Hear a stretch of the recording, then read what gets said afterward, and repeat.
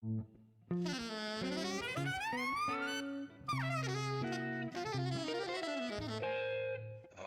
Jazz.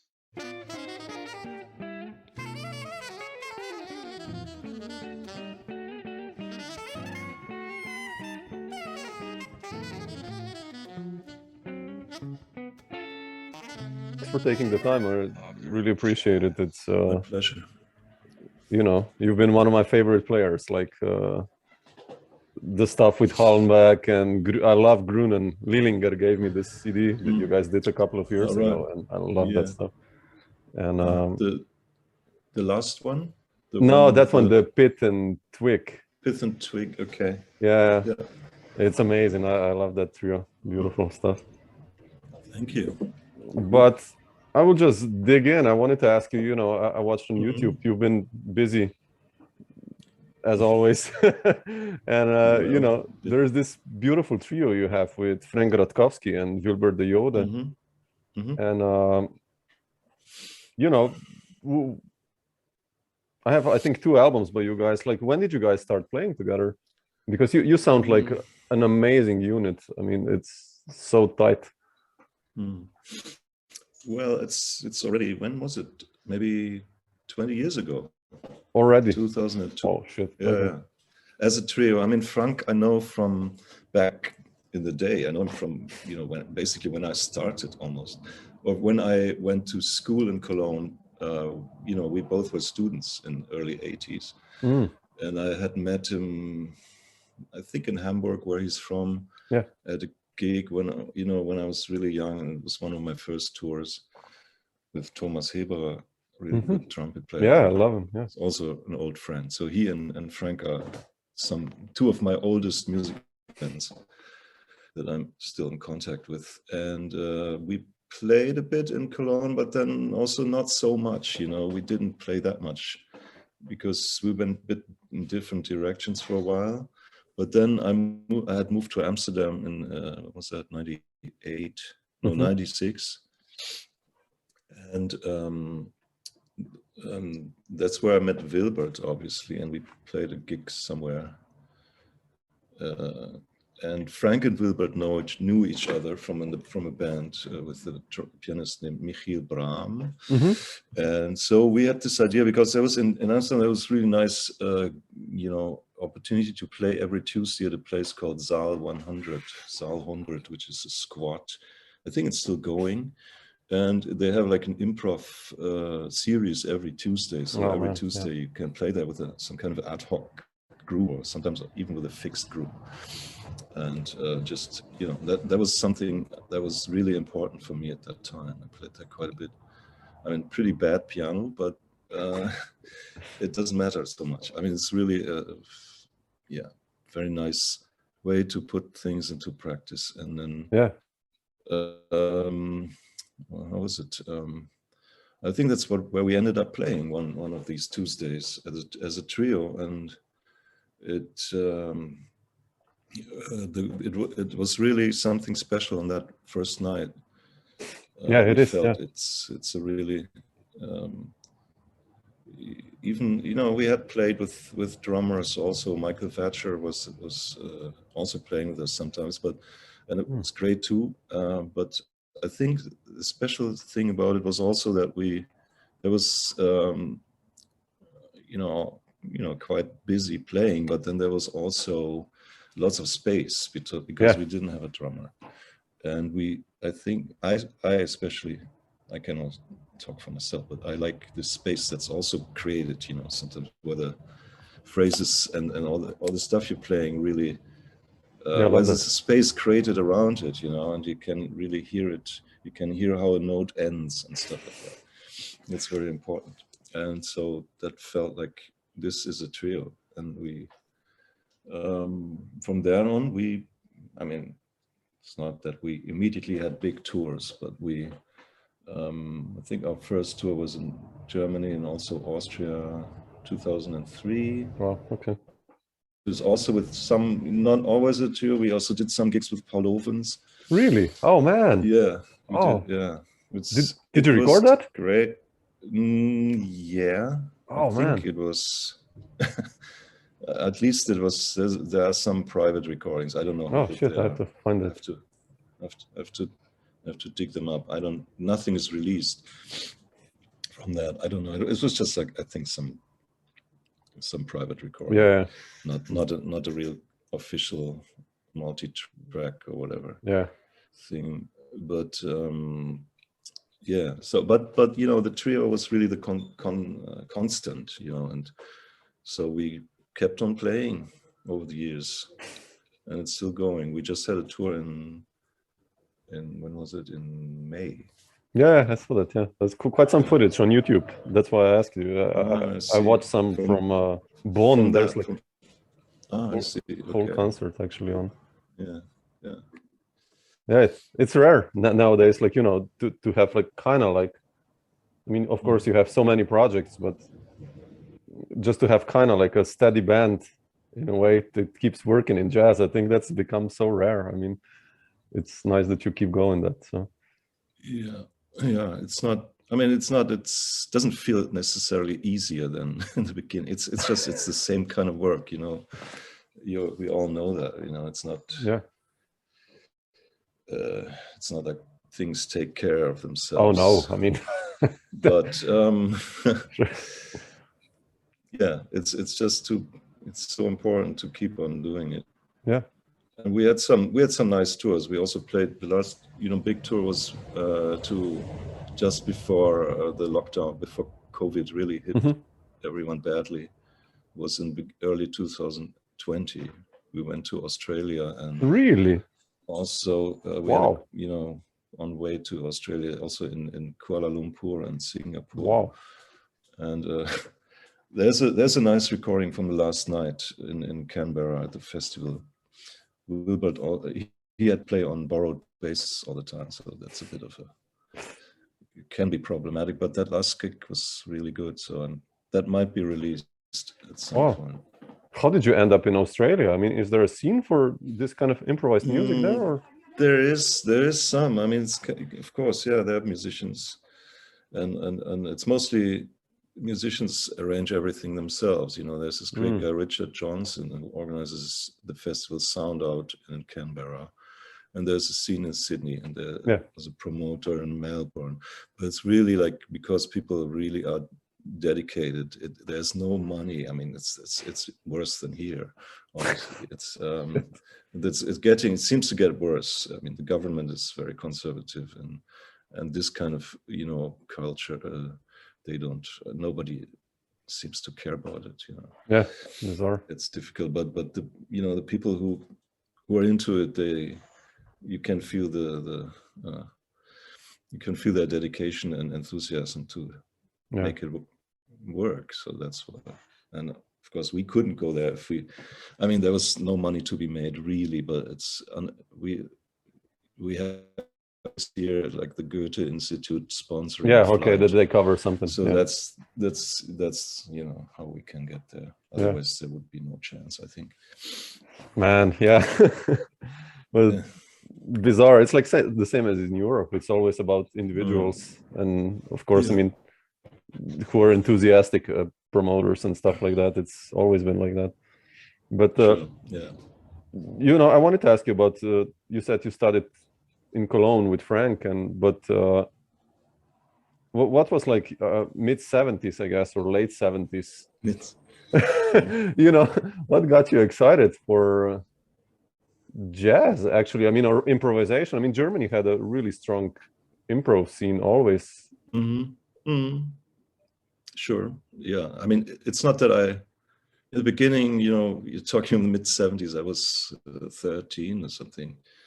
I knew about jazz because my dad had just a few records, not many, but he had some, and I had heard it.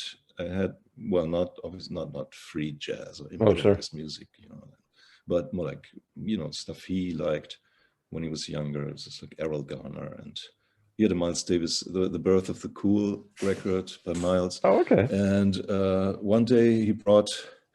There was a really nice anthology of jazz piano on 2 LPs, and it started with great stride pianists, E.B. Blake and James B. Johnson, and then ended with the last two tracks. One was the Bill Evans, and the last one was by Cecil Taylor. Oh, so, man! And in the end, I kept became my favorite tracks because they were somehow most mysterious to me. And so yeah, I knew I had some listening experience, and then I don't know. Then through that, I had heard the name Thelonious Monk, and I thought the name is really cool. I thought that was who is this guy, Thelonious Monk? So I found out about it and listened to his music. Also, Charlie Parker. It's a lot of bebop. Yeah, That's really. I got really into. Yeah. Oh. And I don't know. I didn't know anybody else in my class, or that came much later. So nobody. I was basically pretty much on my own. Everybody, my friends or classmates, they were listening to different stuff.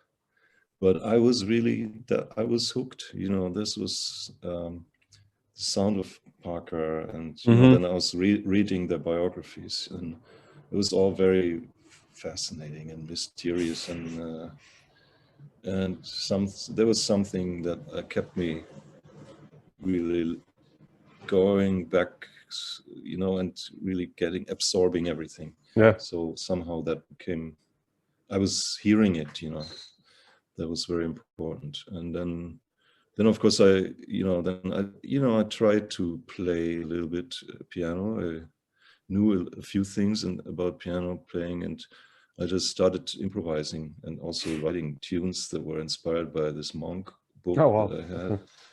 That was all super, of course, naive, and I didn't know too much, about theory and anything.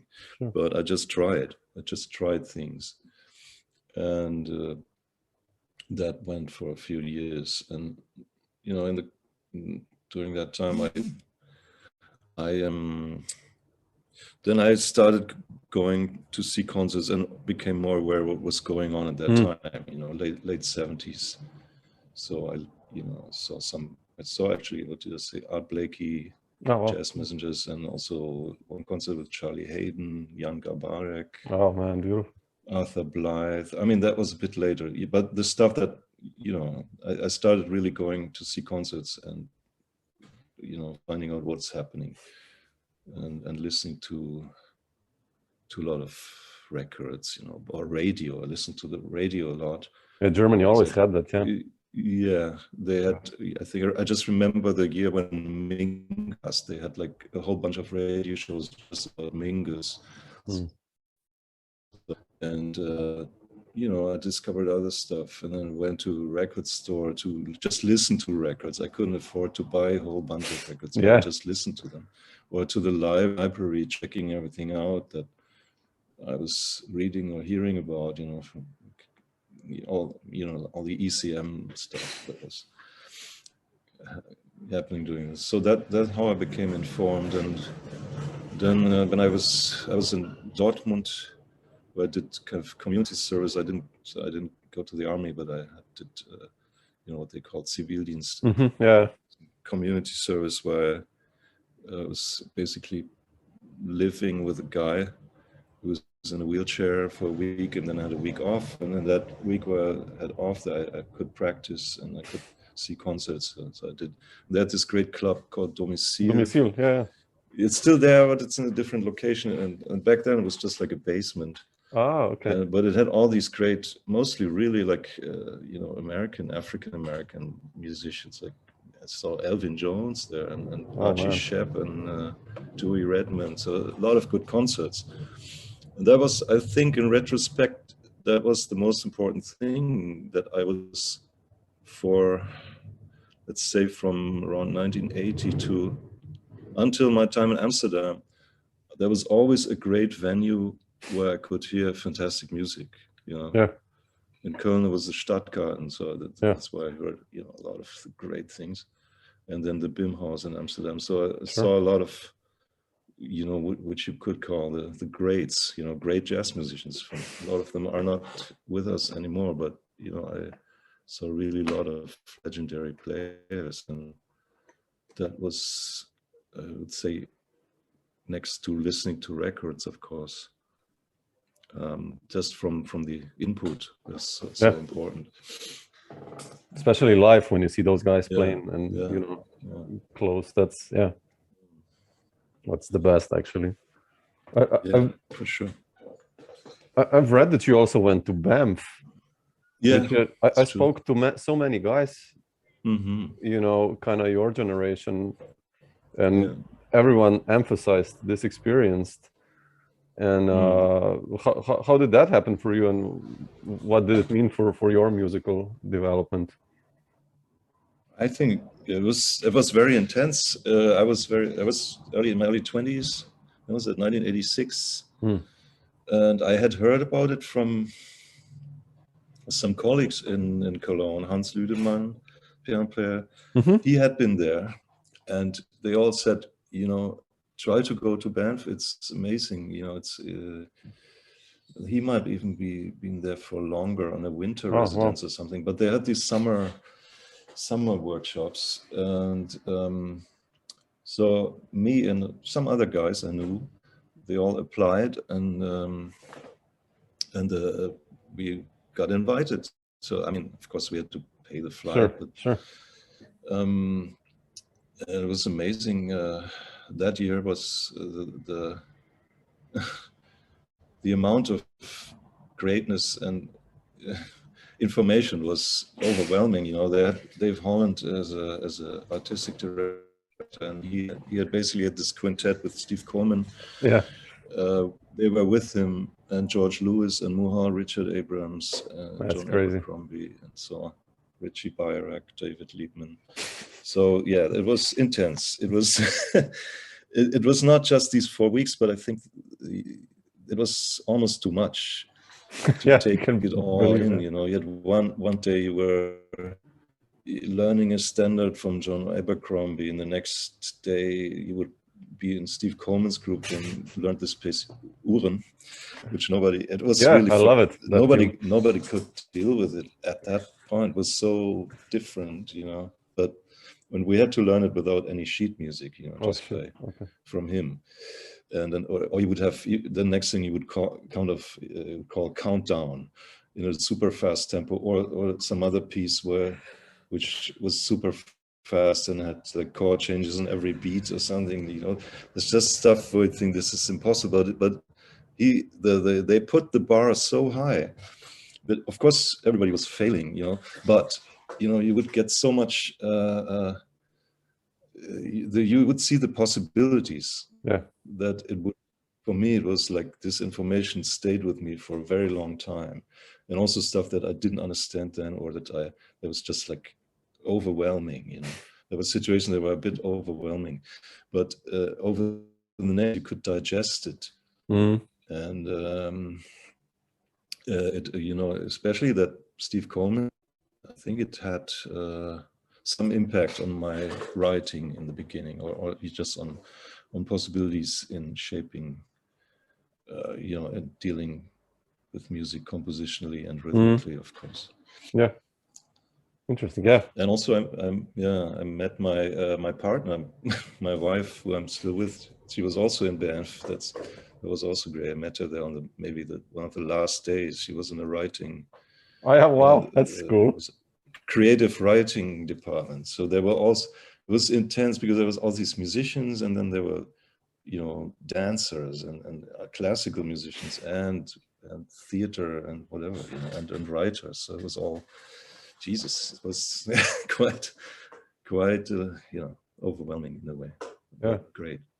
Oh, sure. Yeah, I mean, yeah, there was so many guys who went talk about the Banff experience, like being really a changer, like in the mindset to, you know, and what you can achieve, like you said. Yeah, that's why. Yeah, it's incredible. Yeah. What about Steve Lacy? You mentioned Steve Lacy, and what was that? I went to visit. I visited him. I was me and my wife Gabrielle. We were staying in Paris for a few months in 2001, and I guess Michael Moore gave me his number, or how did it work out? Yeah, I just called him because I had not so much to do. I thought, wow, Steve Lacy, yeah, sure. I'd love to meet him. And he just said, yeah, come over. I spent an afternoon there talking and playing something for him, and he talked about, we played a little bit together, we played some Monk tunes. I mean, it was mostly, he talked a lot about Thelonious Monk, and yeah, it was very inspiring. He was very clear about never stopping with your own research and really investigate your instrument, you know, which is, it's not that had never occurred to me, but it was more like he put more depth into that message, you know. It was just don't stop here, go deeper, you know, go even deeper, you know. You know, it's famous stories where or the same, not just your instrument but also with material, you know, let's say with a tune. Like they shared these stories with, I guess it was Bud Powell, who was playing a whole day the same tune at his house. You know, people would come in the morning and then again in the evening, and he was still working in the same tune. So that kind of focus and longevity, or whatever you call it, focus, dedication. Yeah, that's, I guess that made it really special. Yeah, definitely. You mentioned Michael Moore. And, you know, I love, like I said, I love double exposure. And such a, even if you put that record on now, that group, it sounds, you know, the music is amazing what you wrote and sounds still modern. But was this the first time you started to lead your own groups? Like, how did that happen? I mean, I know you did Weave, the trio album, but like, what was the main trigger? Like, for that quartet, especially the connection with Hollenbeck, how did that happen? Well, I had been leading, if you like, trios from, let's say, from early 90s on. Already? Oh, okay. Yeah, I mean, I was not a good band leader. I was just learning, you know. That was maybe around 1990, 91, 92.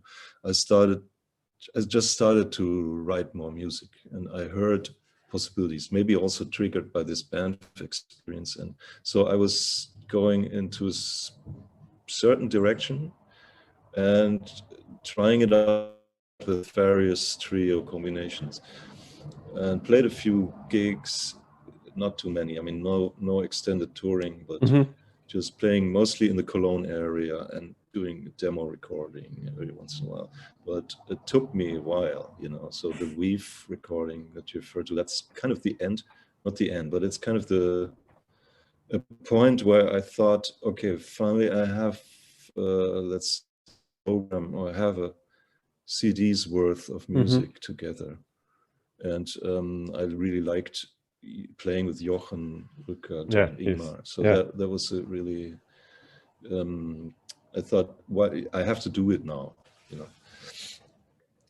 But it was kind of an overlap, because at the same time, I had moved to Amsterdam, and I don't think I had met Michael yet, but I had met John Hollenbeck in Cologne, because he was there guesting with, I think he was doing a big band thing. He was playing a lot of Bob Brookmeyer's music. And I guess he was like a guest drummer with the WDR big bands, and somebody arranged a session with him. It might have been Ingmar, actually, I forgot. Yeah, could be. And so we played together, and then at some other opportunity, we played a trio gig. And he brought some of his music, John. And some of it sounded a bit like Morton Feldman. Yeah, it's amazing what he writes. And it was, that was really, I felt that he was somehow on a similar path, but had some things figured out, of course, differently or better than I. On the other hand, I thought when he played my music, some of the stuff I was writing, which was kind of tricky in a way, but had to sound in a way, it had to sound not so hard. I was a lot of players I played with, they played it, but it sounded like, okay, wow, this is really complicated. But I didn't really want it to sound like that. So John was a guy who played it in a way that I thought, yeah, it sounds really natural or normal in a way. Yeah. And I thought this, I would love to try something together. And then also around that time when I'd moved to Amsterdam, I played a bit with was it a quartet or a quintet, I guess, with this Hayden Chisholm, this alto player from New Zealand who also was in Cologne, and John Schröder on guitar. And basically, I wrote some music for that group that ended up on the Weave Trio recording. But actually, I wanted to pursue playing with horns or with a slightly larger group. This would give me more possibilities for writing different layers of music, more counterpoint. And, you know, so after a few changes in the group, in that it became a quartet, and still with John Hollenbeck and also Schröder, because I thought he's such a talented multi-instrumentalist. I thought it would be cool if he played guitar and sometimes bass guitar. And at that time, I had met Michael. That was in '98, I think. And I thought he would be. I mean, I had heard him before, of course, with Jerry Hemingway and Clouseau Trio. And I love those groups. Yeah, that was always. He was definitely a favorite player for me. He was a dream to play with, and so once when I lived in Amsterdam, I called him up sometime, and it took me a while to, get my courage together. But I thought, we have to play, and he was he was super easy and welcoming, and just invited me over to his house, and we played a bit, and then. Actually, a while later, he called me for a gig, which was wow, okay. And so that's when basically when it started with that group. I love that band. Yeah, it was. I don't know if I could still do it today because it was so complicated in a way, logistically. Hollenbeck was still living in New York. Yeah. I was in Amsterdam. The other John was in Berlin, and we did these impossible tours in the beginning. It's a bit loud here, closing the window. We did these tours where we went to the south of Germany, back to the north of Holland, back to the south of Germany, or something like that. And in retrospect, I would never. Right now, it sounds like totally silly, but they all did it. I don't think if they liked the touring was a bit too crazy, but they all were dedicated to do it somehow and supportive, which is great. And so there was a nice group, and there's a second album that I did with a different bass player. Yeah, with Henning. Right? Yeah. From who was also playing cello. Yeah. And that's also quite nice, I think. Yeah. I'm quite happy about this, what I did in that time with just composing for the group. And Did it take you a long time? I mean, you said you needed, in the early 90s, you started to compose more. And, when I listen to the music of, let's say, Double Exposure, you have kind of like swinging tune, the first one, then Dream Logic has this kind of monkish intervallic leaps, then you have some more that spherical tune is like a spacey, beautiful melody. Like, how did you envision composing? That's a Michael tune, actually. It's Michael's. I love that one. It's Michael's tune, yeah. Okay.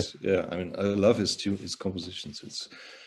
It's I would not mind playing just his music.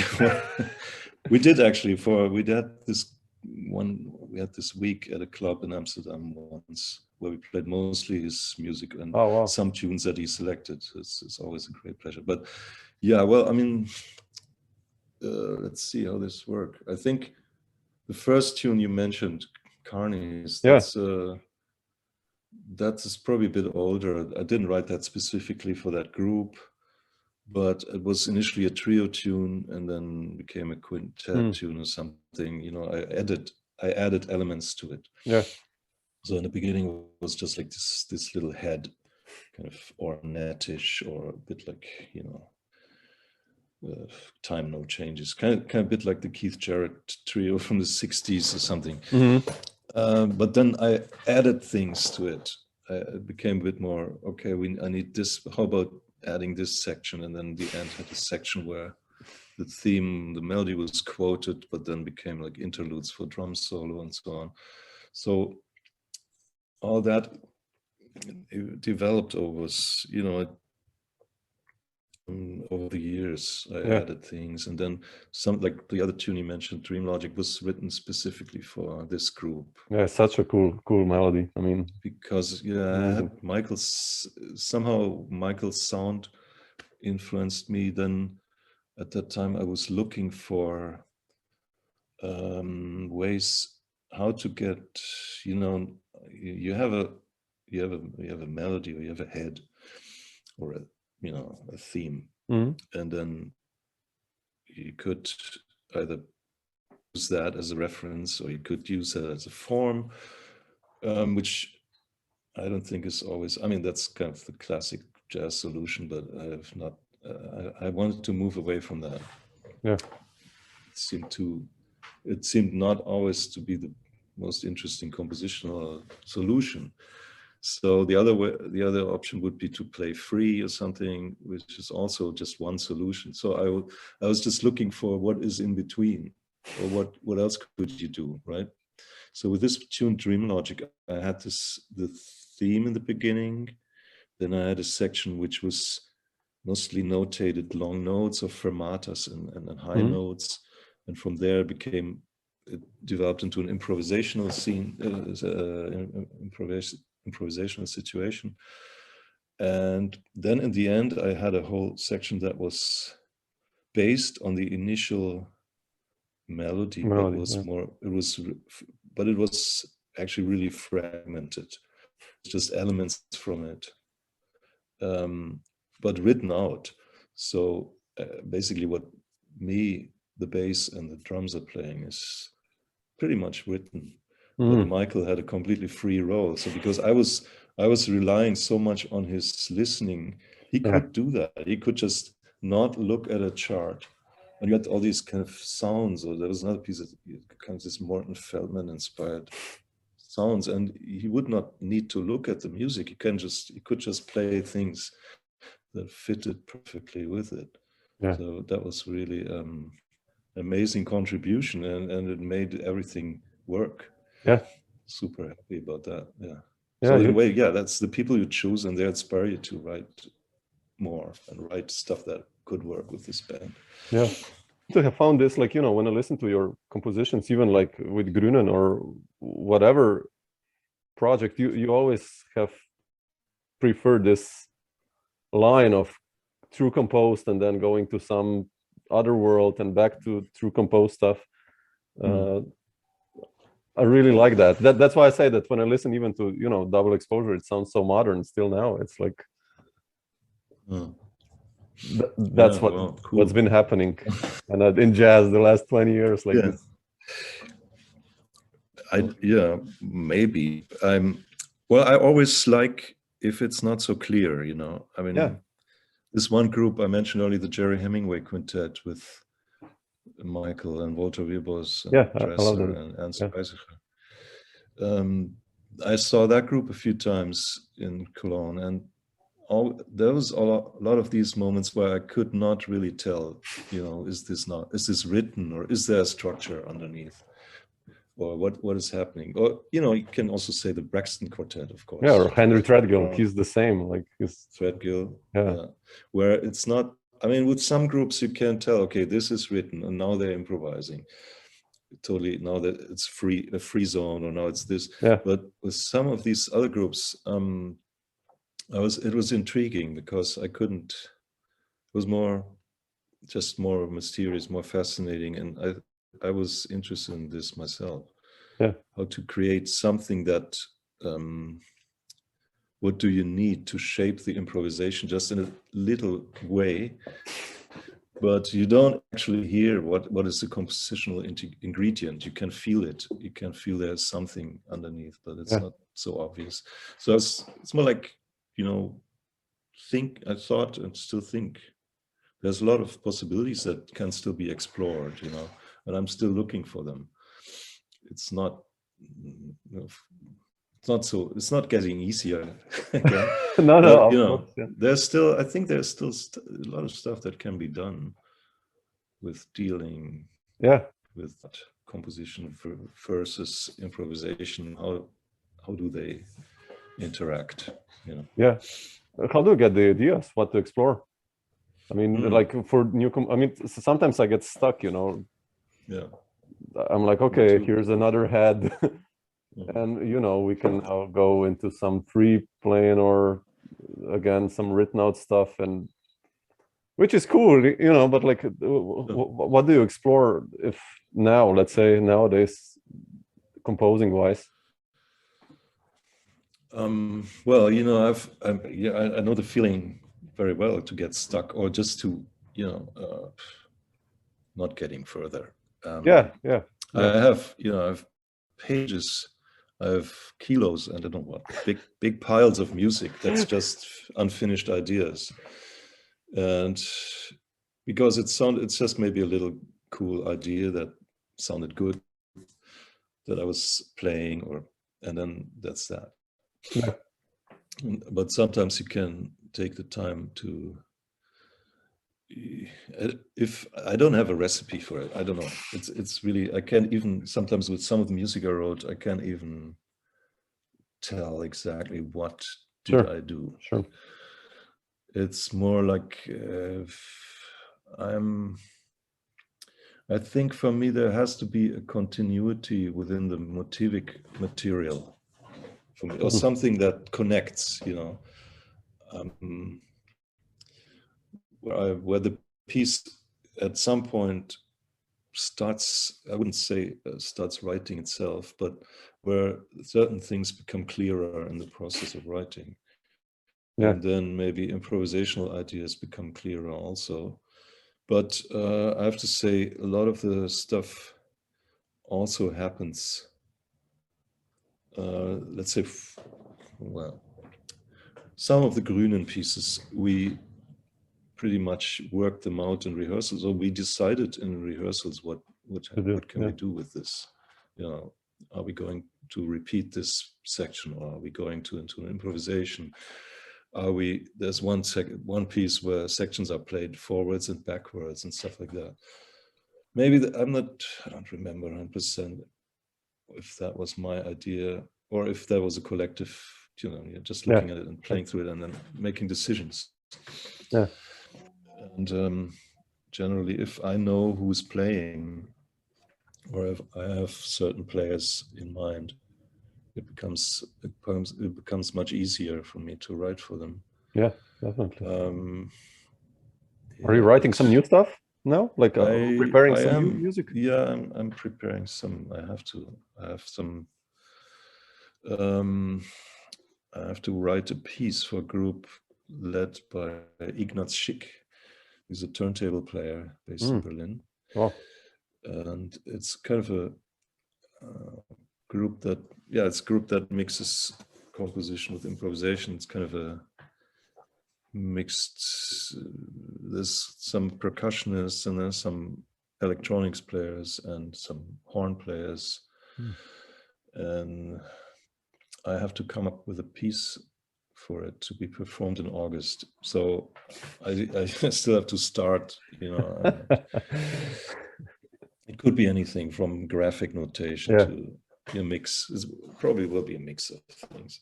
Then I have a new group that, well, newish, actually new, that will be playing in September with Toby Delius and Robert Landfermann Dominik Manich is a nice, really good drummer. Yeah, I love him. I saw him last year. And Elisabeth Kudu, cello player, also from Cologne.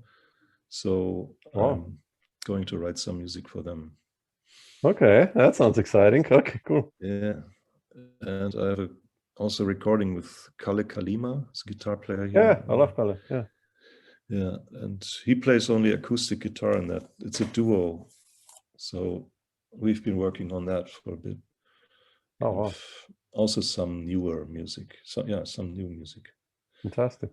So yeah, it's a bit more back to writing at the moment. I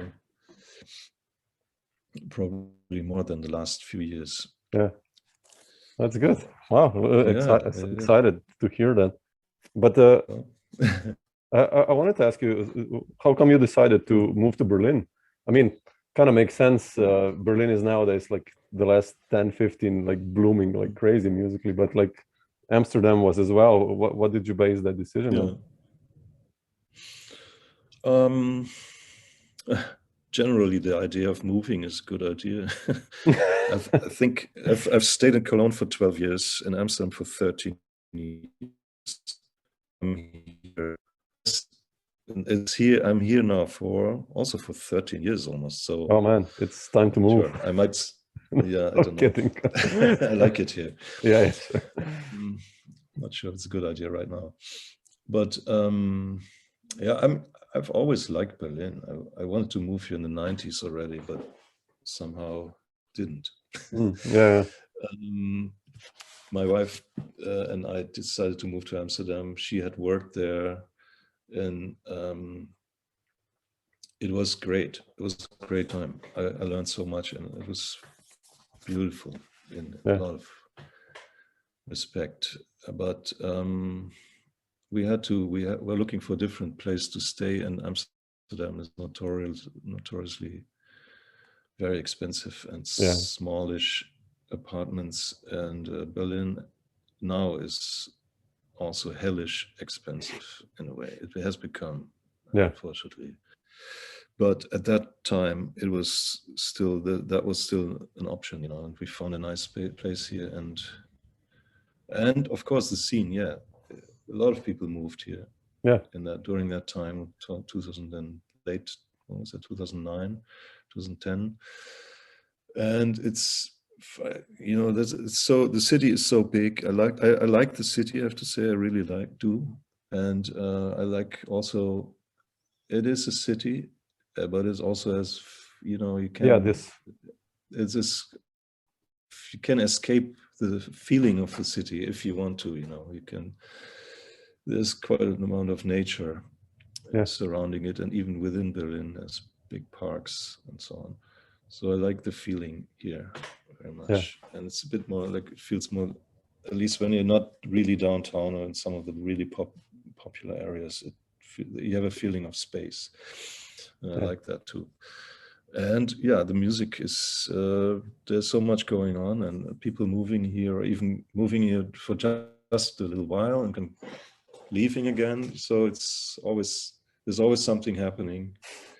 I'm not even aware of everything that's happening here. There's so many things. Yeah. And sure, it's not getting easier as elsewhere. It's becoming more expensive. It's become more difficult for small venues and so on. Ultimately, it's up to the musicians, you know, who make it happen. Who form in little initiatives and take the initiative. And there's quite nice communal feeling here among musicians. That's important. Yeah. It used to be like this in Amsterdam. That's what also I liked that a lot in Amsterdam. The scene seemed to be smaller, and of course there are also different scenes. You know, there's more like a straight ahead jazz scene, and then there's also really good scene of expats. There's like a Surinamese, you know, like more like people from Antilles or Suriname, and they play their music, and there's some interaction sometimes, but sometimes it's also like different people doing their thing. And then of course there's this whole seen around the BIM house and Yeah. ICP and so on, and Incredible, yeah. improvisers, and there was always the feeling that it's a really nice community. Although Berlin is it's just more, in a way, it's, I wouldn't say, what's the word? In Amsterdam, it felt like there people knew where there was a you knew roughly who's who and who are the people in what scene, and here it's much more bigger, fragmented. In a way, it's not fragmented in a good way, I guess, but it's just bigger, and so many things happening at this thing. Yeah. Just one more thing, like, are you still thinking about the new solo piano record? A new solo record? Did I say something about that? No, I mean, I'm just asking because I love your solo, Oh, the one I did, not the next one. Yeah. Okay. Your solo piano playing, like, I love that stuff. And are you still working on that, or? I had some gigs earlier this year, and I really enjoyed it a lot. It was, yeah. I think it seems like I have different, maybe 2 or 3 different strains, I think, is that the word? When I play solo, I mean, there's on Mnemon, this almost all improvised, but based on certain specific ideas, sometimes specific sonic ideas, I would say. Then there's another strain where I play, which is based on composition to some degree, and it has to do with often I have some kind of ostinato figure or something, some structure, and I'm playing over it, so it's a bit in a polyphonic or polyrhythmic approach.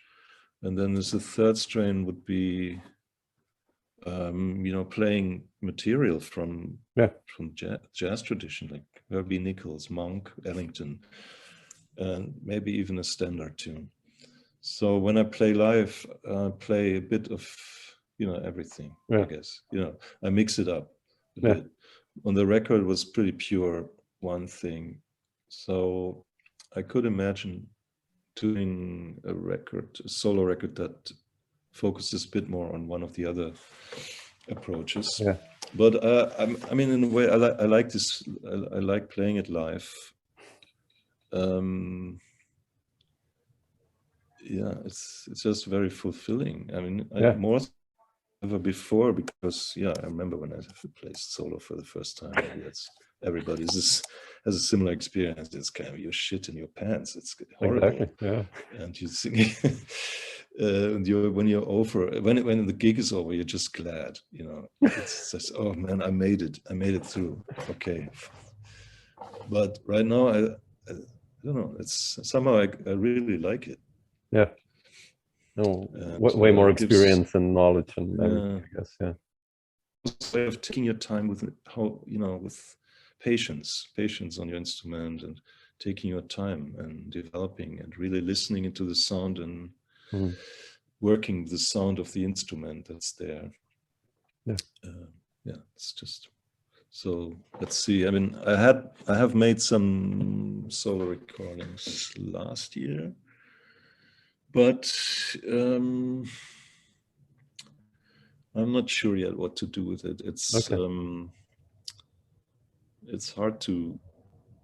I did Mnemon. I think is pretty good. And I have this feeling for the next record I want to do something different. Not the same thing again. Conceptually, maybe different. Yeah, perhaps, or something that's really is quite a step further or something. So I'm not, I don't put out records so quickly. I'm quite self-critical, so I really have to think, have the feeling this is another thing I discovered or something, a new discovery somehow. So that's important. Cool. Great. Cool, Achim. I will leave you a nice Tuesday afternoon then. Thank you. And thanks so much, man, for taking the time. I appreciate it. Thank you for taking the time, for inviting me. And yeah, so I hope to catch you live soon. And,